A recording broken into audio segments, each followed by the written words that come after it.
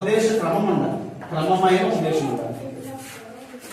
ఏమన్నాడంటే ఆయన, ఏ ఉపదేశ క్రమమునకు మీరు అప్పగింపబడతారో దానికి హృదయపూర్వకంగా లోబడిన వారైతే ఏమవుతారు? పాపం నుంచి విమోచింపబడి నీతికి దోషపడతారు.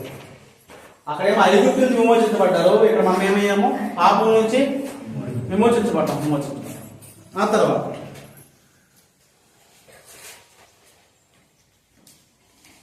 హెబ్రీ పత్రిక 2వ అధ్యాయం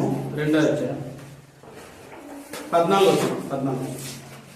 హెబ్రీ పత్రిక 2వ అధ్యాయం 14 కాబట్టి ఆ పిల్లలు రక్త మాంసములు గలవారైనందున ఆ ప్రకారమే మరణం యొక్క బలము గలవారిని, అనగా అపవాది. కాబట్టి ఇక్కడ అపవాది ఫరోకు సూచన, ఐగుప్తు బానిసత్వం పాపానికి సూచన. కాబట్టి అపవాదిని మరణము ద్వారా నశింపజేయటకును జీవిత కాలమంతయు మరణ భయము చేత దాస్యమునకు లోబడిన వారిని విడిపించడానికి ఆయన కూడా ఏమయ్యాడు? రక్తమాంసాల్లో రక్తమాంస పాల్గొడై పాపం నుంచి విమోచించాడు, అపవాది బంధకాలను విమోచించాడు మనం.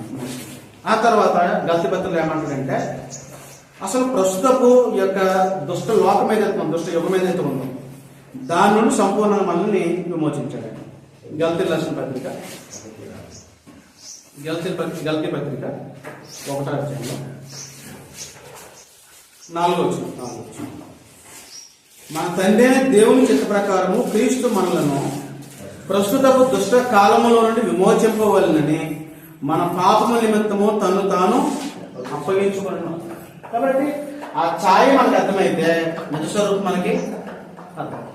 ఛాయలు ఎలాగైతే అరణ్య ప్రయాణ కాలంలో ప్రారంభించబడిన వాళ్ళు కణాల్లో మధ్యలోనే రాలిపోయారో, రక్షించబడిన నీవు రక్షణను భయముతోనూ వణుకుతోనూ కొనసాగించకపోతే ఏమవుతాం? మనం మధ్యలో రాలిపోయి పరలోకం చేరినట్లు మనము రక్షించబడతానికి అవకాశం ఉంది.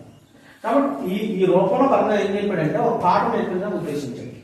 వారి ఇక్కడ విమోచనకు ఒక మోడల్, దేవుడు విమోచకుడు మోషేని పంపించి వారిని విమోచించాడు. విమోచించిన వారిని ఏం చేశాడు? ఆయన తన సొత్తుగా చేసుకున్నాడు.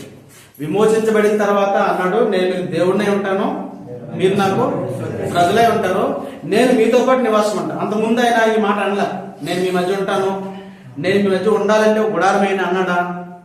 కాబట్టి విమోచించబడిన వారి మధ్య దేవుడు నివసిస్తాడు అనేది కూడా మనకు ఎక్కడ అర్థమవుతుంది? ఛాయలో ఉంది. నిజ స్వరూపంలో కూడా విమోచించబడిన వారి మధ్యనే దేవుడు నివాసం ఉంటాడు, కానీ నిశ్చయముగా దేవుడు హస్తప్రదాలయ నివాసం ఉండడం